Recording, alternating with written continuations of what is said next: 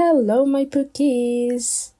Enfin là, assise devant mon téléphone, en train de vous enregistrer le podcast que vous attendiez depuis des semaines et des semaines. Enfin, le temps est venu.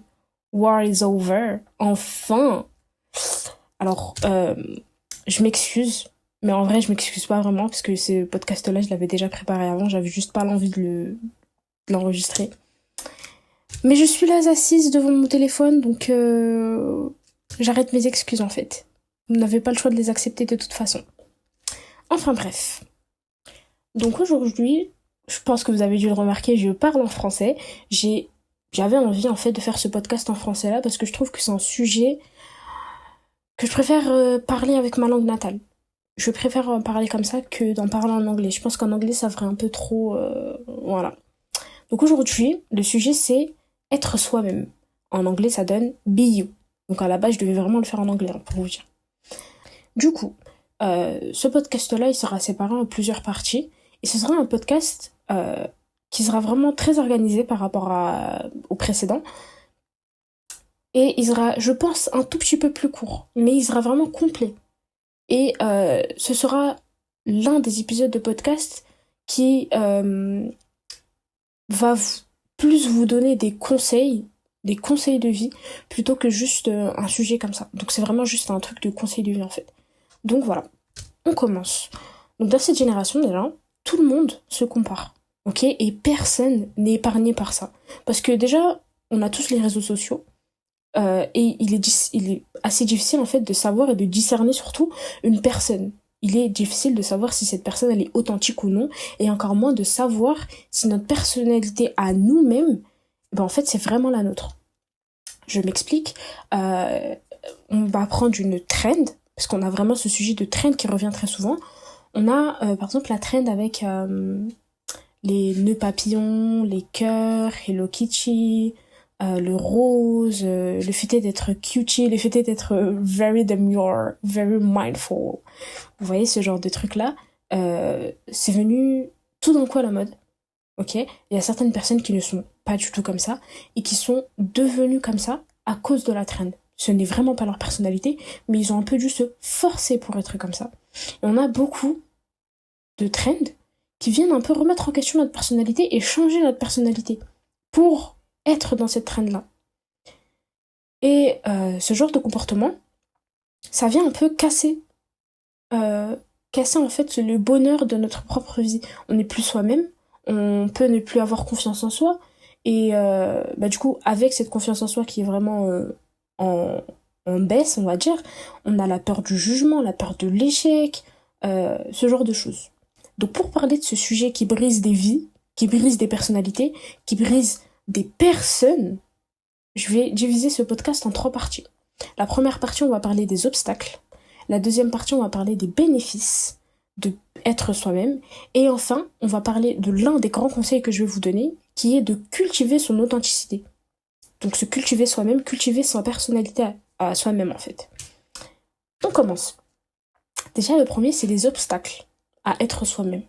Tout d'abord, de ce que je vous parlais dans cette introduction, la pression sociale, les pressions sociales. On a la pression sociale de la famille.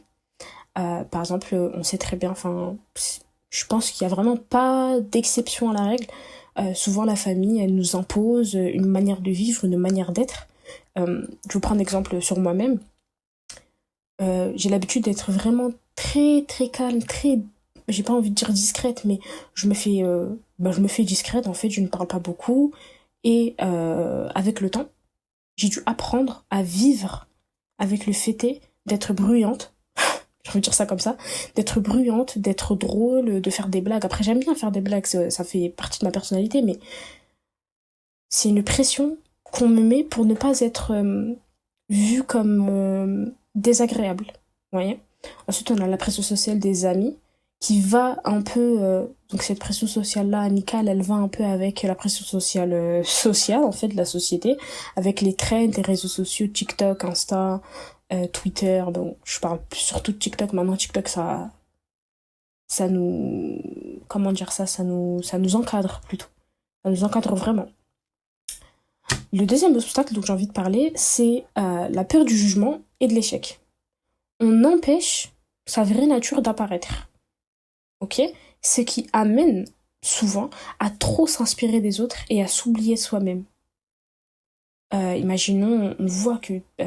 on va donner un exemple tout simple. Il y a tout le monde qui porte des Air Jordan. Allez, on va dire ça. Et moi, à la base, je déteste les Air Jordan. Sauf que tout le monde les porte. Et si j'en porte pas moi-même, et ben ce sera trop mal vu. Donc je vais aller m'en acheter. Alors que c'est même pas mon style, en fait. Ça me correspond même pas. Ça, c'est un truc qui montre qu'en fait, on s'oublie soi-même. C'est pas juste de l'oubli, c'est plus, en fait, tu te manques de respect à toi-même. Tu fais même pas attention à ta propre personne. Juste pour plaire aux autres. Et ça, c'est... Désolé du terme, c'est vraiment débile. Et enfin, du coup, le troisième obstacle, on va dire, c'est le manque de connaissance de soi. Souvent, une personne, elle ne se connaît pas. Et on bloque son évolution dans le monde futur.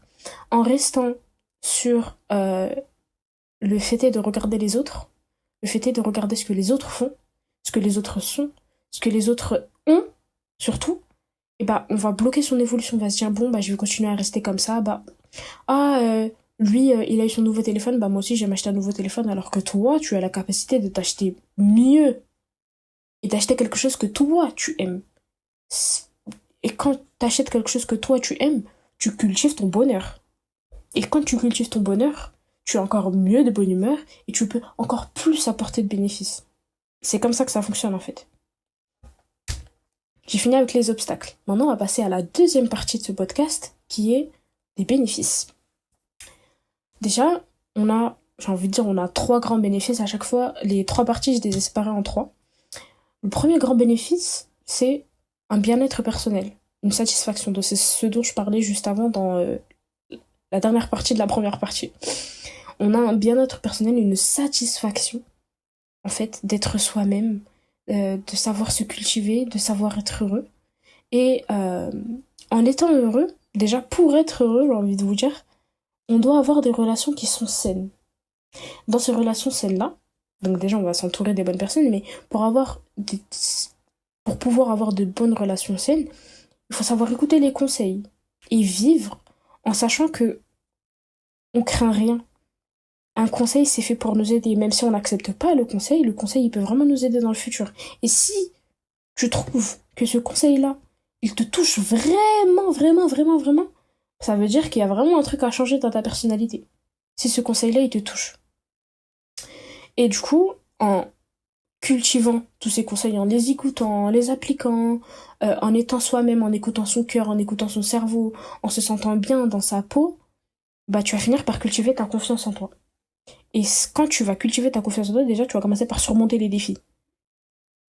Et ça, ce sera incroyable. Tu vas voir que tu seras dans un... Comment dire, dans un autre mindset, dans un autre état d'esprit. Ça, c'était les bénéfices. C'est très court, mais c'est des bénéfices qui vont coûter toute ta vie, en fait. Parce que si tu continues pas de vivre en étant dans ton propre truc, en te disant, de toute façon, c'est ma personne, c'est moi qui vis, c'est moi qui travaille, je travaille pour qui? Je travaille pour moi, je m'habille pour moi, je me dessine sur le visage pour moi, et bah tu pourras pas réussir dans ta vie parce que tu seras toujours en dépend des autres. Et ça, c'est vraiment mauvais, surtout dans cette société. Hein. Enfin bref, on va passer à la troisième et dernière partie de ce podcast qui est de cultiver son authenticité. Déjà, on affronte ses peurs. Ça, je vais faire que de le répéter. En fait, c'est un peu de la répétition, mais on affronte ses peurs, on affronte le regard des autres. On s'entoure des bonnes personnes. Donc ça va toujours avec cette question de conseil, etc. Et on prend le temps de se connaître. On vient essayer de comprendre ses valeurs, comprendre ses passions, comprendre ses douleurs. Lorsque tu comprends tes douleurs, tu arrives mieux à trouver à trouver des solutions pour combattre ces douleurs, pour les soigner ces douleurs, pour les apaiser ces douleurs. Et c'est ce genre de truc en fait que j'ai envie de vous rentrer dans le crâne en fait aujourd'hui. C'est plus t'en apprends sur toi-même, plus tu trouves des solutions pour combattre, pour te défendre et pour continuer à vivre sainement, en étant heureuse. Mais je dis pas que quand vous allez faire ça, vous allez être la plus heureuse du monde et vous allez voir des papillons, le ciel est bleu, en mode Barbie et tout, hein. Moi, je dis pas ça. Je dis ça pour vous dire comme quoi cultiver son bonheur, c'est archi simple. Et c'est juste en étant soi-même. Quand t'es... Déjà, moi, c'est un truc, là, je vais finir sur ce point-là. Lorsque t'es toi-même, tu vas perdre beaucoup de personnes. Ça, c'est le seul truc que j'ai oublié d'écrire dans mon plan. Lorsque tu vas essayer d'être toi-même, tu vas perdre beaucoup de personnes. Et on va revenir au point des relations saines. Si les personnes, elles partent, elles partent. Et c'est là que tu verras qu'en étant toi-même, t'as réussi à avoir des personnes qui t'aiment en étant toi-même, et pas des personnes qui t'aiment juste parce que toi, tu les suis. Ou bien parce que tu leur ressembles. Ou que vous aimez les mêmes choses. Entre gros guillemets.